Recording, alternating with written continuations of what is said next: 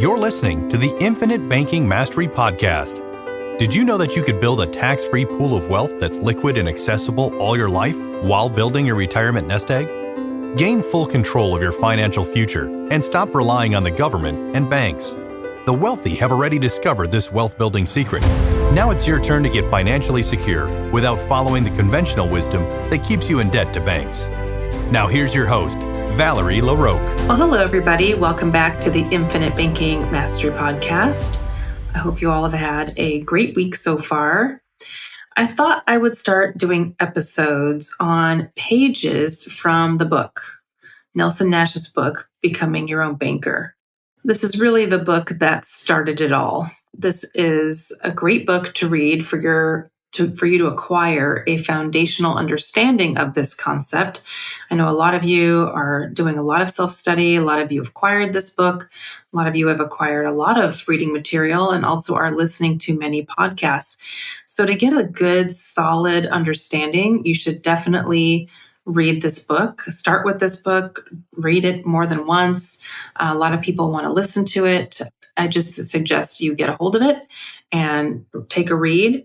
And the reason is, Becoming Your Own Banker is the first book ever written on the concept of infinite banking. It's the first to share this amazing strategy and the beauty of whole life insurance with the world. Now, there have been many books written on this strategy since Becoming Your Own Banker, and some of them may point to Nelson Nash's book, or they may not give credit to that. But really, Nelson was the first one to get these thoughts out there. And then anything else after that is from people who have first learned from him or read his book. So I would suggest starting with that one.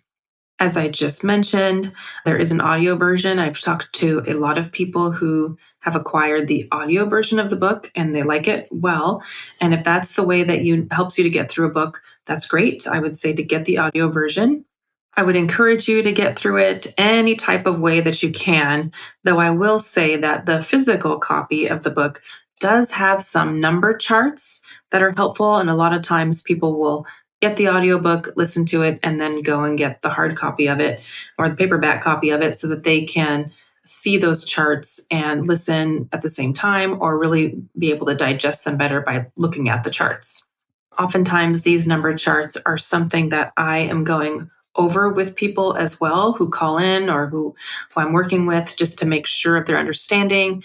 We'll go through some of these from the book so they can see what's happening, how the contract is working, what's happening when a loan is being taken out, and all of that just to help solidify the understanding. So it's good to have a copy for yourself. So now let's take a look at even just the first page of Nelson's book. Well, in the book, it's actually page 11, but on the first page where he begins writing, Nelson talks about the phenomenon of how someone once said that even if we distributed all the money in the world to all the people in the world equally, in about 10 years' time, 97% of that money would be under the control of 3% of the people. Now, why would that be, do you think? Well, Nelson goes on to say that this is probably the case because most people have no idea how banking really works, nor do they understand how important it is to their lives. Now, I'll just take this quick opportunity to mention another great book, How Privatized Banking Really Works. That's by Carlos Lara and Robert Murphy, just another great book. But back to what I was just saying. So Nelson Nash is saying people don't really understand how banking works and how important it is to their lives, and that banking is the most important business in the world.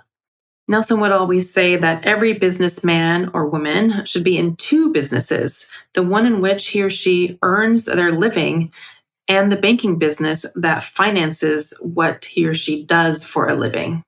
And of the two, banking is the most important.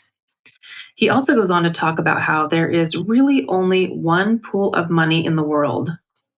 Now, this pool of money is managed by all sorts of banks, insurance companies, and corporations and individuals, but none of that makes any difference. The fact is that the money flows from this pool of money through our hands for our various needs, but it will all end up back in the banking system.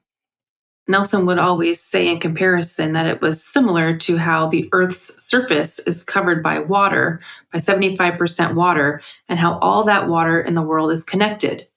It's connected by oceans, rivers, streams, lakes, and then sometimes it evaporates, goes into the air, and then turns into rain and comes back down. So all the water in the world is connected. It even flows through us. And so he's saying the similar thing for the banking system.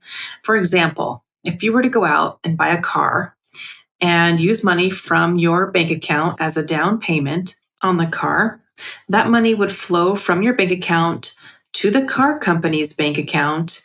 And then from there, they might use some of that money to pay their employees.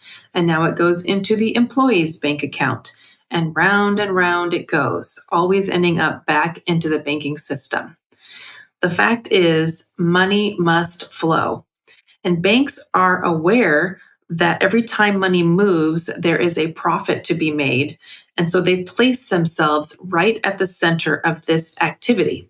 So, what I'm here to teach you, along with other IBC practitioners, is how to take control of the banking function in your life so that you can start retaining the control and the earnings that you are currently turning over to banks. Banks currently earn way more money in interest from the loans you are taking and that others are taking than they are paying you in interest to store your money with them at their bank. And they are making a killing. So here we are doing our best to save money and trying to get loans at lower interest rates for things we need, like homes and cars and large purchase items. And meanwhile, the banks are taking that money that we're saving up and wrapping it up with interest and selling it back to us at a premium. But the good news, you can build your own pool of money. You can build your own pool of money and start retaining some of that interest that you are otherwise paying to banks. Now, how large your own personal pool of money will be will depend on your ability and your budget for starting your first policy. Maybe over your lifetime, you'll end up with only one policy, the first one you started with, or maybe you'll have a system of policies, as Nelson Nash suggests in his book. When you're starting off your policy, if you feel like you wish you could start with a lot higher premium dollars than you're able to, it will still grow. It's a great starting point, and it will still grow and become something usable for you. It will still be awesome, even if you can only do a little bit, a lot less than you wish you could. Even if you never get the ability to truly grow your banking system with the amount of funding that you would have liked, it still will be better than doing nothing. Absolutely. Because it will still be a pool of cash that you get to control, that you get to borrow against and use as you see fit, while continuing to earn on that value, allowing you to use those dollars and have them do double duty for you because they're earning at the same time you're using them, you're borrowing them and using them for some other purpose. The question Nelson asks in his book is, how much of the banking function do you control as it relates to your needs? How much do you want to control? Controlling the banking function in your life is truly the most powerful strategy I've ever seen when it comes to wealth building. I've been in the financial industry for about 20 years now, and this is definitely the most powerful action you could take to multiply your wealth, create cash flow, and have your dollars doing double duty. So if you're feeling ready to share with someone your financial goals and concerns, your current financial situation, so that you can start building your own pool of cash to bring you more financial freedom, to bring you more control over your financial situation, and you're feeling ready to partner with a knowledgeable expert, a knowledgeable IBC practitioner in this area, feel free to reach out to me. You can reach me at Valerie@alphaomegawealth.com. So today I really only shared from the first page of Nelson's book, even though I said before it's page 11. And I'll be sharing more from his book in upcoming podcasts, just kind of going through it and talking it out with you guys so you can hear it and have an understanding, maybe be inspired to buy it and read it. There certainly is a lot of wisdom to share. So again, if you don't have this book, it's a must read. I would definitely get it. Thanks again for listening. I hope you all have a great week.